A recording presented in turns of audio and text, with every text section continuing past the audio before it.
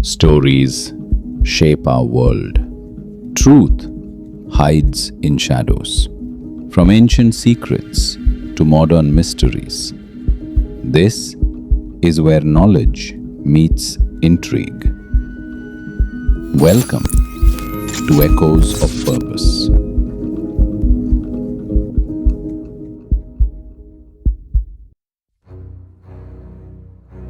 दिल्ली की रात है और एक दरवाजा अंदर से बंद है। मशाल की रोशनी में धुआं घूम रहा है, मोम की मोहर पिघल रही है और एक आदमी झुका हुआ है कागज पर।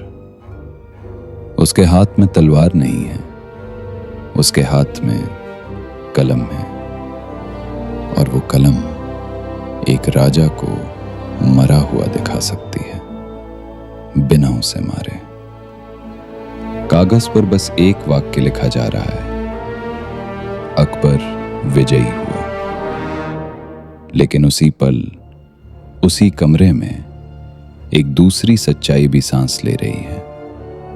एक नाम जो पकड़ा नहीं गया, एक राजा जो पीछे हटकर भी टूटा नहीं। हल्दी घाटी की पीली मिट्टी उड़ती है, घोड़ों के खुरों से धरती फटती है, तलवारें चमकती हैं, हाथियों की दहाड़ गूंजती है और फिर सब कुछ शांत। और उसी शांति में इतिहास की सबसे खतरनाक आवाज उठती है, पन्ना पलटने की आवाज।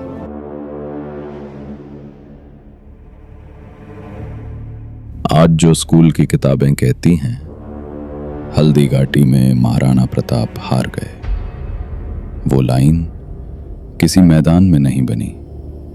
वो लाइन दरबार के भीतर धीरे धीरे गढ़ी गई, शब्दों से सजा कर, माप कर। क्योंकि सम्राट की जीत सिर्फ जीत नहीं होती, वो राज्य का धर्म बन जाती है।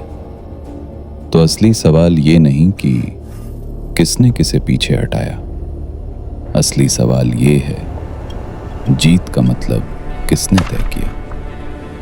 अगर अकबर सच में निर्णायक जीत गया था, तो फिर महाराणा प्रताप पकड़े क्यों नहीं गए और पीछा निर्णायक क्यों नहीं बना? क्योंकि जवाब हल्दी घाटी की मिट्टी में नहीं, अकबरनामा की पंक्तियों में छुपा है, जहां हार को भी जीत की भाषा मिल जाती है।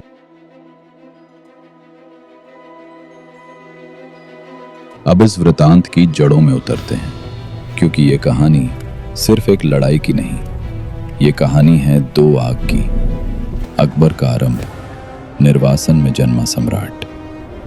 अकबर का जन्म हुआ उमरकोट में 1542, जब उसके पिता हुमायूं सत्ता खो चुके थे। मतलब अकबर ने ताज को बचपन में देखा नहीं, उसने ताज को खोजा। और फिर आता है 1556, जब दूसरा पानीपत होता है।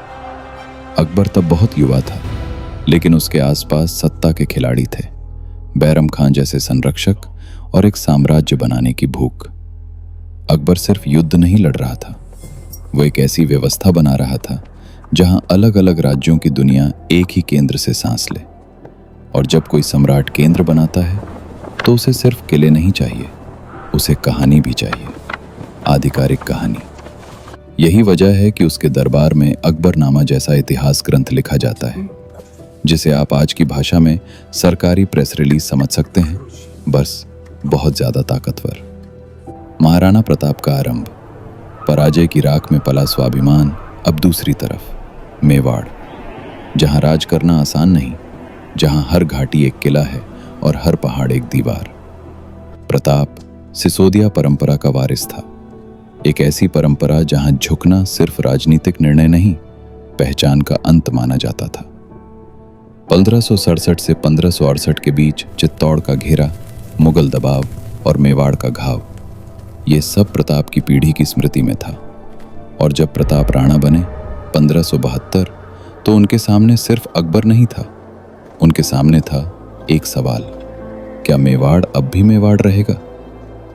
अब समझिए युद्ध का रास्ता। यह अचानक नहीं हुआ, यह धीरे धीरे जाल की तरह बिछा।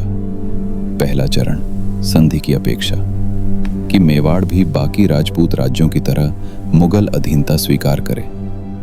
दूसरा चरण, कूटनीति और दबाव, दूत, संदेश, बातचीत और एक छुपी धमकी। अगर नहीं झुके तो चारों तरफ से घिर जाओगे। तीसरा चरण, अलगाव, मेवाड़ के सहयोगियों को कमजोर करना, राजनीतिक रिश्तों को तोड़ना और मेवाड़ को अकेला करना, क्योंकि अकेला राजा सबसे पहले शब्दों से हारता है, फिर तलवार से। और जब प्रताप फिर भी नहीं झुके तो आखिरी भाषा बची, युद्ध। और युद्ध के लिए चुनी गई जगह हल्दी घाटी, एक संकरा दर्रा, पीली मिट्टी, जहां थोड़ी सी धूल भी आंखों को अंधा कर सकती है और थोड़ी सी गलत चाल इतिहास को बदल सकती है। 18 जून 1576, हल्दी घाटी। सुबह की रोशनी में पीली मिट्टी हवा में उठती है और वो मिट्टी ऐसी लगती है जैसे धरती ने अपना इतिहास पहले से ही रंग दिया हो। मेवाड़ की ओर कम लोग, लेकिन नजरों में वो आग जो संख्या नहीं देखती। मुगलों की ओर बड़ी व्यवस्था, अनुभवी सेनापति और साम्राज्य का भरोसा कि समय उनके साथ है। और फिर महाराणा प्रताप का धावा। ये सिर्फ हमला नहीं था, ये एक बयान था कि मेवाड़ झुकता नहीं। तीर चलते हैं, भाले चमकते हैं, घोड़ों के खुर धरती को फाड़ते हैं। और फिर आता है युद्ध का सबसे डरावना दृश्य, हाथी, धड़धड़ाते पहाड़ जैसे हाथी, उनके बीच इंसान धूल में खोते हुए। कई युद्ध विवरणों में संकेत मिलता है कि लड़ाई के कुछ क्षण इतने उलझे कि पंक्तियां हिलने लगी। यानी ये कोई आसान साफ सुथरी जीत नहीं थी। ये वो दिन था जब दोनों तरफ का साहस एक दूसरे को काट रहा था। और फिर निर्णायक क्षण, मेवाड़ की सेना पीछे हटती है। लेकिन ध्यान दीजिए, युद्ध में सबसे बड़ी हार मरना नहीं होती, सबसे बड़ी हार होती है राजा का पकड़ा जाना। और महाराणा प्रताप पकड़े नहीं गए। यही एक तथ्य अकबरनामा के लिए सबसे बड़ा अधूरापन था, क्योंकि मैदान जीतने का दावा आसान है, लेकिन राजा को पकड़कर कहानी खत्म करना यही निर्णायक जीत होती है। और यहां कहानी खत्म नहीं हुई।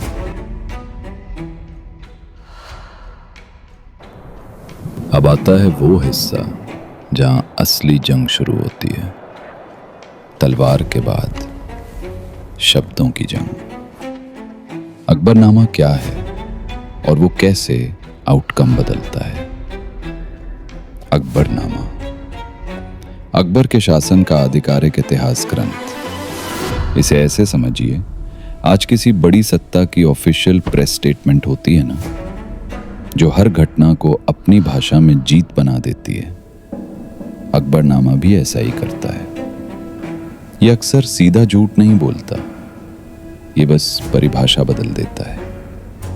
जैसे अगर विरोधी पीछे हटे तो लिखा जाएगा विजय। अगर कुछ चौकियां हाथ आईं तो लिखा जाएगा नियंत्रण। अगर शाही सेना मैदान में रही तो लिखा जाएगा महिमा। पर असली सवाल, जिस पर जनता की सांस अटकती है, वो धीरे से किनारे कर दिया जाता है। क्या प्रताप पकड़े गए? नहीं। क्या मेवाड़ टूट गया? नहीं। क्या प्रताप ने अधीनता स्वीकार की? नहीं। तो फिर हार कहां है? हार मैदान में नहीं, रचना में, लिखावट में, फ्रेमिंग में।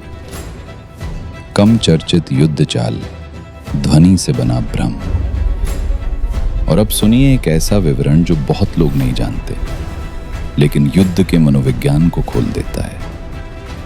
कुछ विवरणों में आता है कि एक मोड़ पर मुगल पक्ष में हिचकिचाहट पड़ी, तो एक सरदार मेहर खान केतली नगाड़े बजवाता है और अफवाह फैलती है।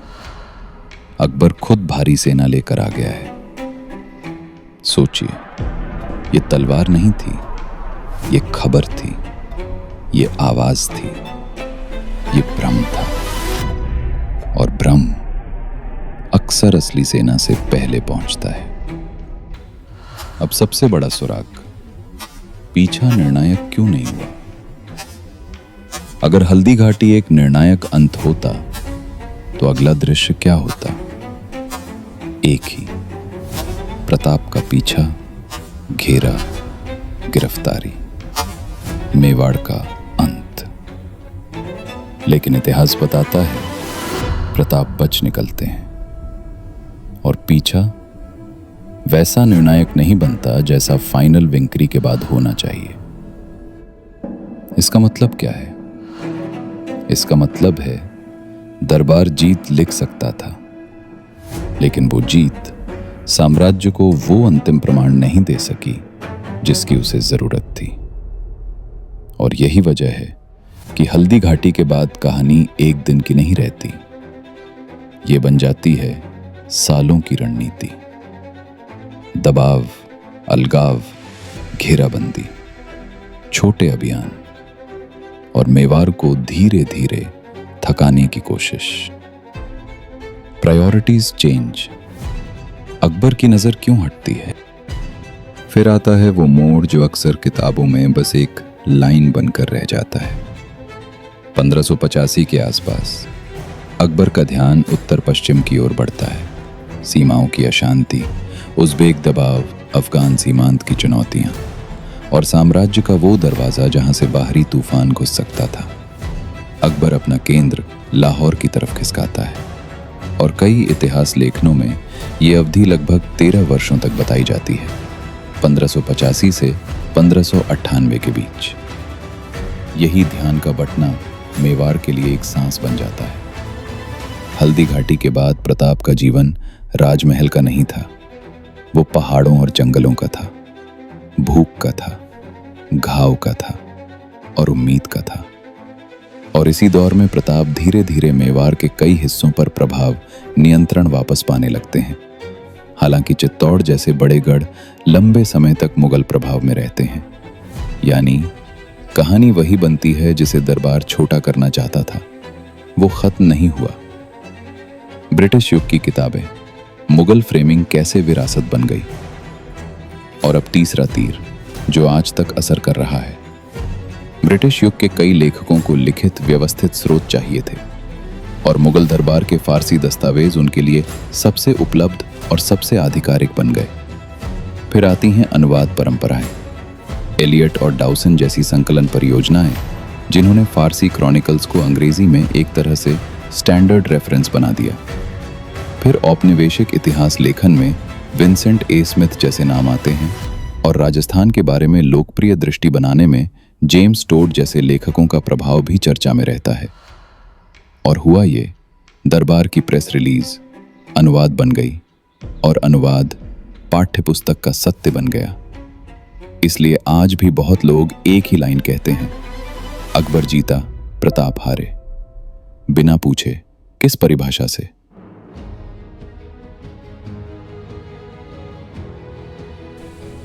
अब कुछ पल रुकिए और आज की दुनिया में लौटिए।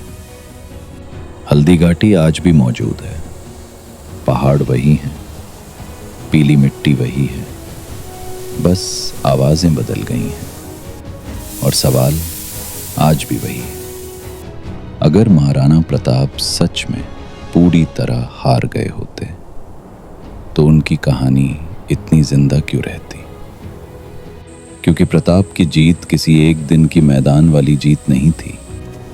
उनकी जीत थी अधीनता का इनकार और पकड़े नहीं जाना। और फिर समय मिलने पर मेवाड़ की सांसों को फिर से खड़ा करना। और अब जरा देखिए, आज भी जब कोई बड़ी शक्ति अपने बयान में शब्द गुमा देती है, हमने लक्ष्य हासिल किया, लेकिन असली सवाल का जवाब नहीं देती, तो वो वही पुरानी कला होती है, आउटकम शिफ्टिंग, जीत की परिभाषा बदलना। और फिर उसे इतना दोहराना कि लोग सवाल पूछना भूल जाएं। तो प्रताप की कहानी सिर्फ राजपूत वीरता की नहीं है, ये कहानी है सूचना की, ये कहानी है नैरेटिव की, ये कहानी है उस शक्ति की जो किताबों में भी राज करती है। और यही वजह है कि आज भी आपको खुद से पूछना पड़ता है, क्या हम सच देख रहे हैं या लिखा हुआ सच?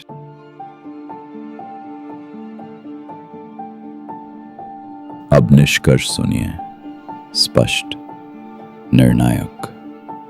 हल्दी घाटी में महाराणा प्रताप मैदान छोड़ते हैं, हाँ, लेकिन वो पकड़े नहीं जाते। और यही एक तथ्य निर्णायक हार की परिभाषा को तोड़ देता है। अकबरनामा जीत लिख देता है क्योंकि सम्राट के लिए अधूरी जीत राजनीतिक कमजोरी बन जाती है।